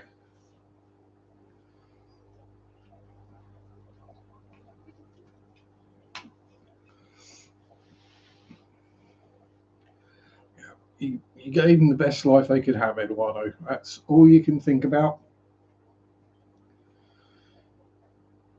I mean, no, I mean, just simply keeping a fish alive for 12 years is an achievement. So, and you got a really good price for it. So there you go. So you can, if you wanted to, you can invest that money into new fishies or a smaller tank and new fishies and everything needs to go in the tank, or just paying a bill. But yeah. Well, with the price of glass going up, and as you say, you've had that tank a fair while, so it's probably going to be a high quality tank. The glass is going to be good and thick. Um, so yeah, I'm not surprised it fetch a good price. And given how inflation's been going everywhere lately, you probably didn't get too far off what you paid for it. Yeah, exactly. You see it every day without a minute, and it's heartbreak. Yeah, I understand it. You had your little friends in there for 12 years, and they're gone, and the tank still sits there. It would be like if I still had, if I still had Zach's food bowl and uh, catnip socks out every time I saw them. It'd break my heart. Um, Although knowing Zach, he'd still be playing with the catnip socks, so I'd see them moving. That would be quite surreal. Uh, yeah, yeah. Definitely, if you aren't subbed to Dan's channel, sub to it. He's got some very good videos. He's keeps things simple as well. Doesn't overcomplicate. Doesn't quite simplify as badly as I do. Um, as Eduardo said, yeah, paid over 1,000 for it. Got more than you got more than you paid for it. Exactly. You know, sad about the fish going, but you've won out in the end. You've had the life with the pets. You've enjoyed it. They've had a great life, and you've come out ahead. I congratulate you, sir. Don't keep monster fish. So yeah, exactly. Um, Although I mean, if I had a 200-gallon tank, I wouldn't keep monster fish in it either. I'd keep monster amounts of fish.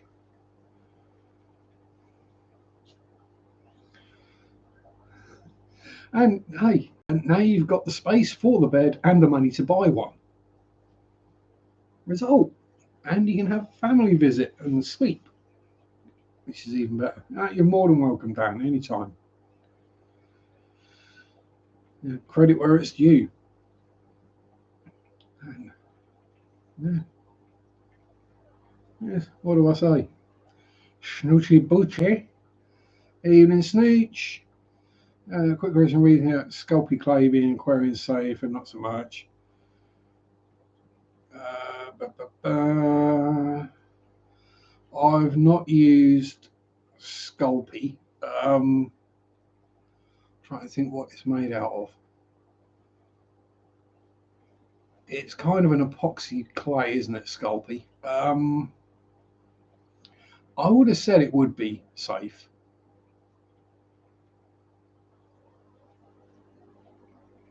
I mean, you're baking it, so anything volatile in there will be gone. So, yeah, I'd say it should be safe, Snooch. I can't see any reason why it wouldn't be.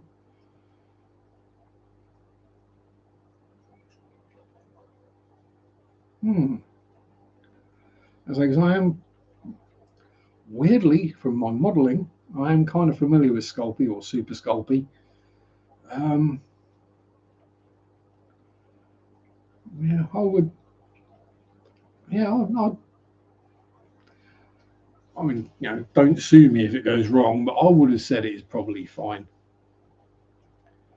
as long as you fully bake it, and then I'd probably let it soak in a bucket of water for a bit and just see what comes out, if anything comes out of it. It's like, I doubt it's going to be like copper or anything like that. Ed uses it and he says it's safe. So yeah, I'd believe what Chattanooga Ed says because um, say he's using it a lot and making some rather perverse looking things. Uh, the thing when you accidentally make something and you make something accidentally looks perverse. But yeah, as long as you fully bake it and bake it longer than it says, as Debbie says. And then, as I say, I'd give it a soak in. How would I dechlorinate the water? Yeah, I'll dechlorinate the water just in case it soaks a bunch of chlorine up. Is let it soak for a while, a few days or a week, whatever, and see if any muck floats to the surface. And that might even be enough.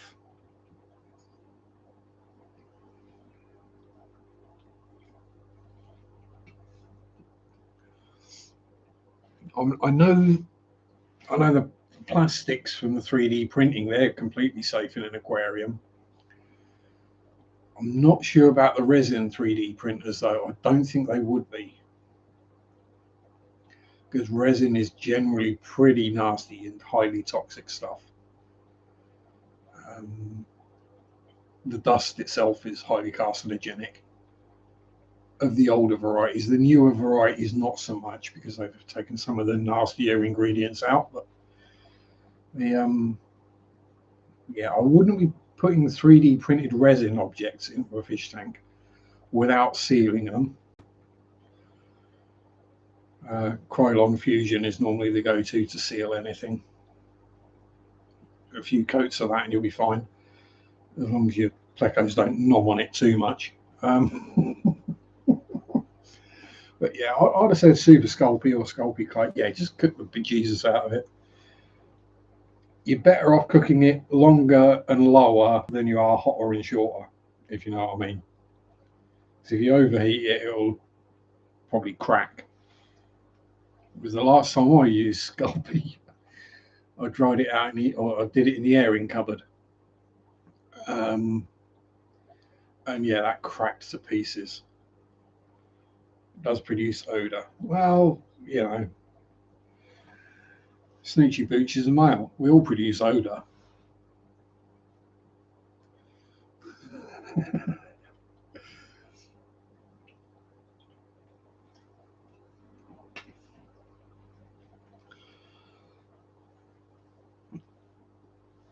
And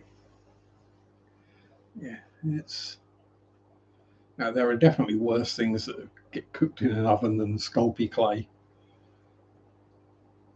Yeah, people boil tripe for their dogs. Yeah, I wouldn't be complaining about the smell of baking clay above the smell of boiling tripe or some of the things I eat. And I sat and ate a 220-gram chunk of Stilton cheese yesterday. Suffice to say, my wind don't smell too good today. Yeah, that's it. Yeah, age it in another tank or bucket of water, or just something, just in case there's anything that does leach out of it. Any kind of surface leaching. Yeah, exactly. It's stalagmites and stalactites. Yes, they do look. How can we put it? Phallic. Used to cook whole oats for my mare when she was pregnant. They stunk too. Yeah, yeah. So there's a lot of stuff we cook that doesn't smell great. I mean, admittedly, I don't know that because I've never smelt anything. It's just from other people's reactions when they come around after I've been cooking something that smells. Especially a friend I used to have who was like, "Oh, you've been cooking with fat again, haven't you?" What? What do you mean? I'm just oh, it's just oh, it's a horrible smell. I've been frying sausages, dude. Yeah, but you shouldn't fry them. You should grill them. Yeah, it's easy to turn on the frying pan. Well, no, it was bacon. That was it. I was frying bacon. He didn't like the smell of the hot fat. Like, what? Tough. Deal with it. My house, if I make it stink, tough.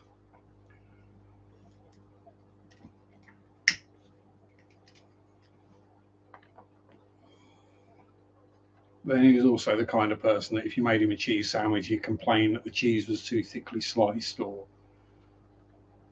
Pleco Cave looks X-rated. Yeah, well, so do Ed's stalagmites and stalactites, let's be honest. But the important thing is that the plecos do what you want plecos to do in it. And, look a bit X-rated, it might encourage them.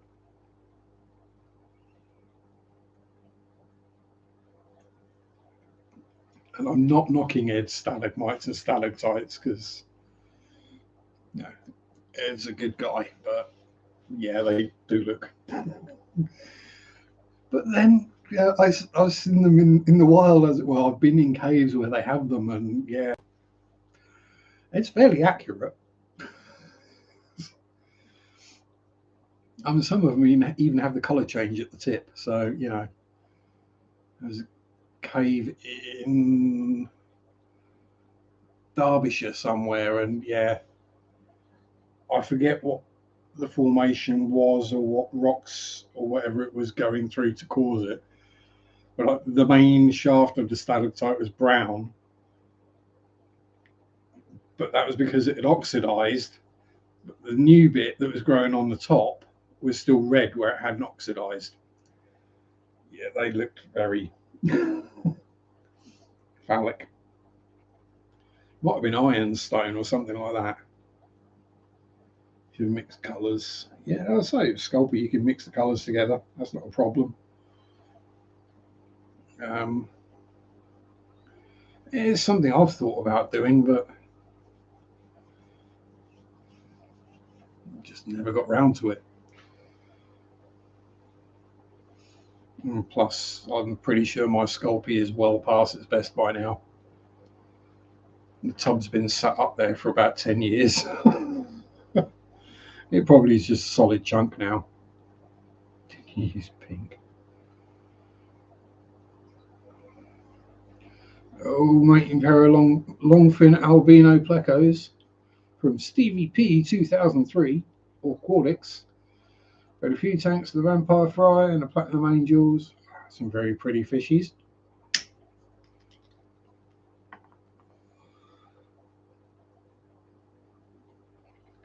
Yeah. So if you want to know anything about breeding bristlenoses, check my 5-part series. Yeah, right. In other words, how to take a 5-minute video and turn it into 5 15-minute videos. one of which is literally 10 minutes of just watching a male bristlenose tremble. Actually watching the act in progress.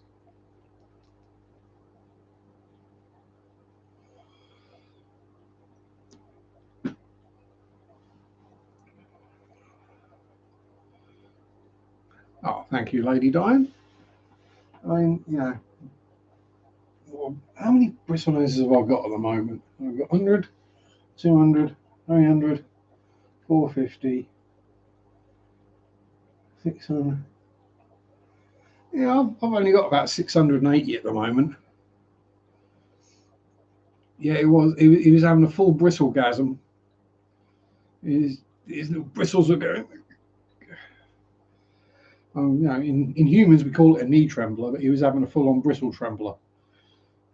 Bless him. Yeah, he was definitely enjoying himself. I'm not sure Bertie was, but Spotty definitely was having fun. They're both in there somewhere. Let's just, should we have a look in the cave and just check? It was about that time. No, cave's empty. Oh, there she is. There's the girl. My breeding female, as it were. Close up of the. She is just down there next to the rock. If I can stop my hands shaking. And the male is somewhere. Oh, there's the cave just underneath Yukara's butt.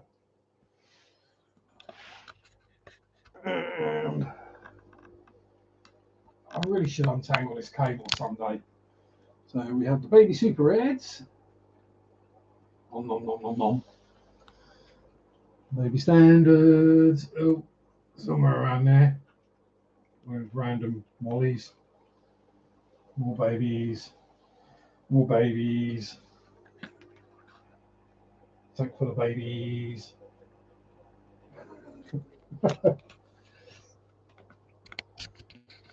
Doing a few short or mini skirt videos. Oh yeah, we want to see you in a mini skirt, Eduardo. But yes, I'm sure we all look forward to seeing them. But Eduardo, shorts are limited to 1 minute. Can you only speak for 1 minute? Is that a possibility?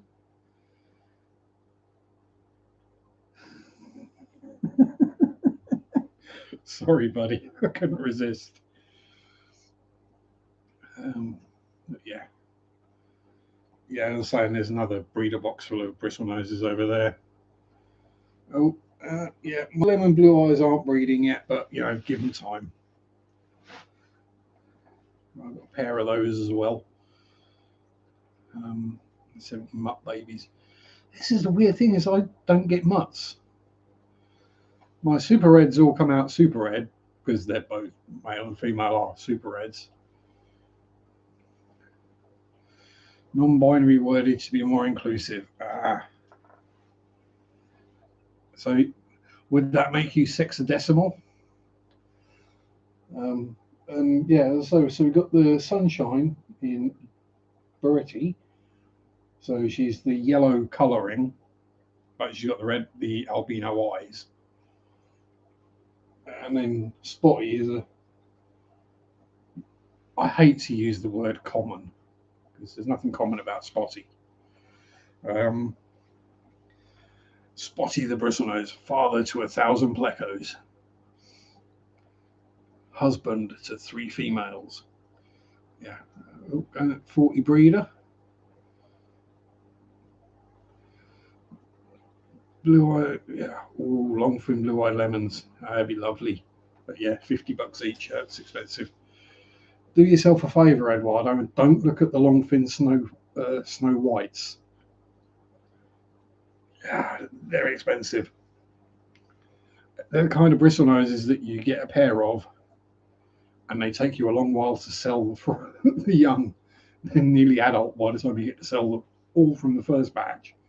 By which time you've probably got another 300, 400 left.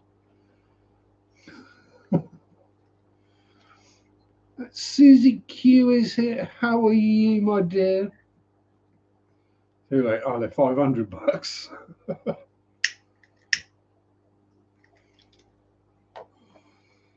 And as we're plugging other people tonight, if you have a channel logo and you would like it on a mug, I haven't got a mug to hand.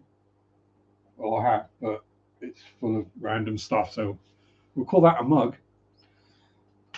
If you would like your logo printed on a mug, get in contact with Susie Q at muggedbyq.com and she will make your dreams come true.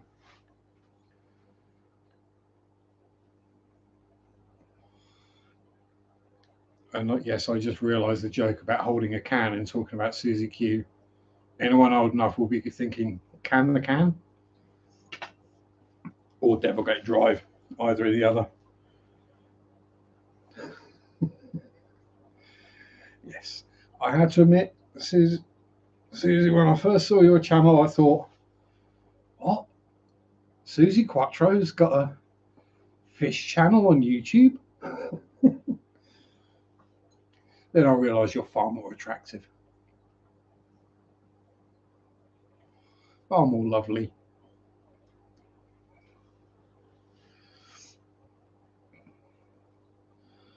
Oh, internet crapped out, got to diagnose the problem. Turn it off and on again, that usually works. Thank you very much, Snooch, for turning up, or Richard. Have good times, stay safe, etc. Well, it's not very often I get, these world famous YouTubers show up here, Susie Q. So I have to make an effort, Plus, you've never done anything that is that I could take the Mickey out of you for. So yeah.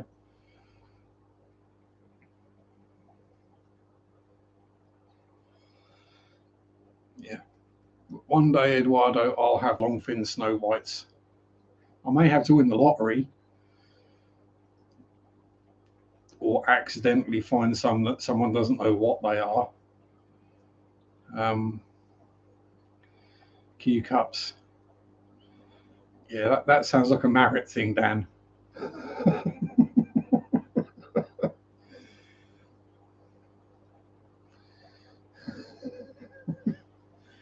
Well, I don't actually think Marriott is quite that large.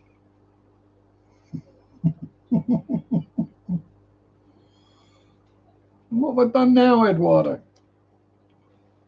You know what I'm like. Don't take much too seriously. And also, Susie, hugs and congratulations on soberness. 500 for a Pleco, not my thing. Yeah, exactly. If I could get hold of a reading pair for a sensible price, they're not that expensive here because I do know of a breeder, but I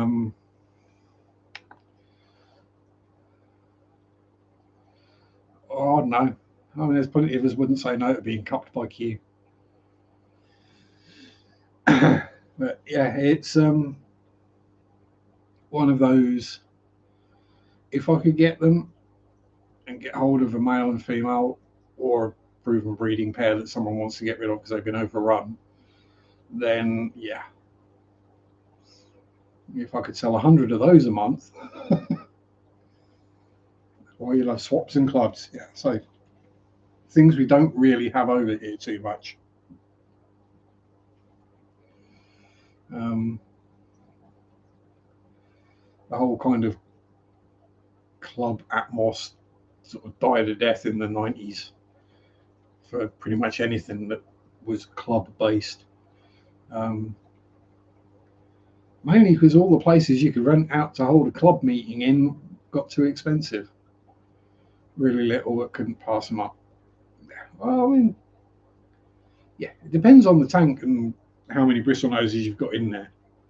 If you've got a decent sized tank and only a couple, they do grow out fairly rapidly.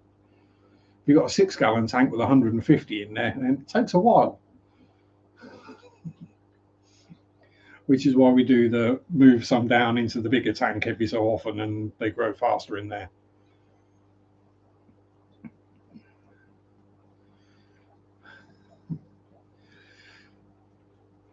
It's a shame, but these things happen. We move forwards. We only have, as far as I'm aware, one kind of convention thing a year at Telford. And I think that's mostly guppies. So, you know, hundreds of tanks of mutts. Oh, pardon me. And I think, again, that's mostly aimed at trade. So, you know, it's not the kind of thing. Conventions really don't do that well over here either, usually. I mean, Comic-Con does, and those kind of things, but anything else just dies on its backside. Anyways, I've done my 2 hours, even though some people think I'm an hour late. I'm not.